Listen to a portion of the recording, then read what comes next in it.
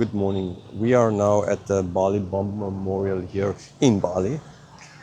This is where on the 12th of October 2002 a bomb exploded in a club and it killed lots of people. As you can see here, the name of all the Nama, Korban, Bededekan Bom, Dijalan, Legi and Kuta. So in Dijalan, so this street, the Kuta street in Bali, 12th October, Nama is just name, right? And the different countries. There's Australia first with 88 people, in Zealandia, Baru, I take it that is New Zealand, with two, Belanda, that is, I found out from taxi driver yesterday, that is Holland, Netherlands.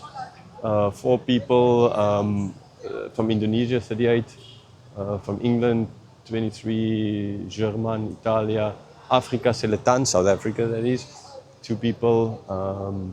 The only country I don't know at the moment, Junani, I guess it might be Greek, because the name Dimitris Panagoulas seems very Greece to me.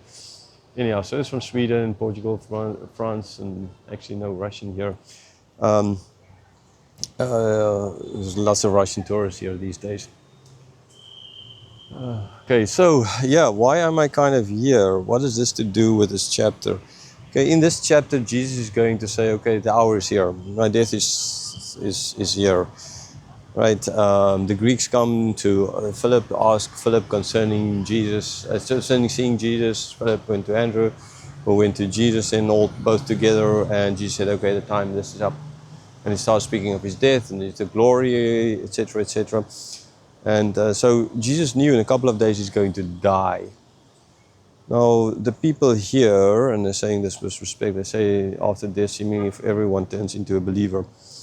I mean, we always tend to think of those people who died as if, well, actually they're not as bad as they were, right? The epithets of people that's been said at funerals about people who lived the most horrendous lives, you would never think it's the same people.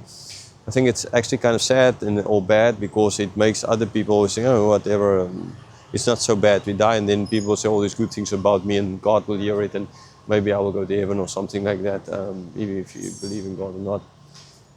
Right? So but anyhow, there's still one always need to pay respect. Death is death and it's the end, and it's. So I'm not here to disrespect, showing some disrespect towards people dying here. But the connection I want to make is the fact that the people here, they came to this club where they were having earthly fun, that is, and then bomb explodes, they're dead. Okay, they could have died like in an earthquake, like that one in that struck Myanmar recently, and then nearly 100 people in a building in Bangkok, thousands of kilometers away, died when the building collapsed on them. Right? You hear all the people in that Indian plane the other day taking off, and a couple of hours later, oh no, sorry, not a couple of hours, a couple of seconds later, 30 seconds later, they're all dead. If they knew in that plane that the plane's going to crash like that, would they have gotten in the plane? No. If the people working in that building in Bangkok knew that this building is going to collapse, no, during the course of earthquake, a couple of thousand kilometers away, they would have gotten out of the building.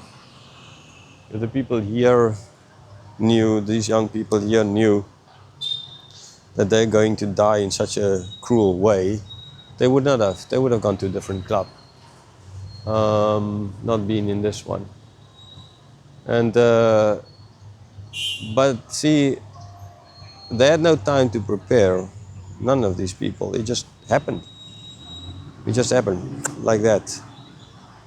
But in Jesus' case, it's not a question of it just happened. It was a question of him being in the wrong place at the wrong time, like the people in the plane or the building or here in the club. That's not what it's about. He was at the right place at the right time because all of history pointed towards that moment. That is where his story, right, comes into play. God, the Father, the Son, the Holy Spirit, before even the foundation of the world, before making anyone, before creating anything, no angel, no nothing. There was already this plan. This plan of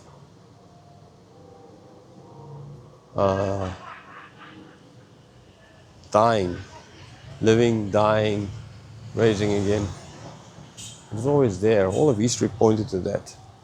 And this chapter, we just see another example of this. We see that the previous chapter, we saw the preparation work by raising Lazarus from the dead, which would lead to the Pharisees or the religious leaders say, okay, it's time we get rid of this guy. That's just that. We need to get rid of him. No more playing around. And then in this chapter, when Mary washed his feet with this ointment, and they were like, okay, it's you could have given this to the poor. Why waste? And so now that piece of the puzzle is in place as well. It's just another thread in a very long history being prophesied. We see a number of prophecies in this chapter that's going to be fulfilled. And unlikely the prophecies in this chapter has to do with the fact that they didn't believe. They didn't believe. They didn't want to believe. It was prophesied that when the Messiah comes, they won't believe. But now we have this, the leaders getting this is the end.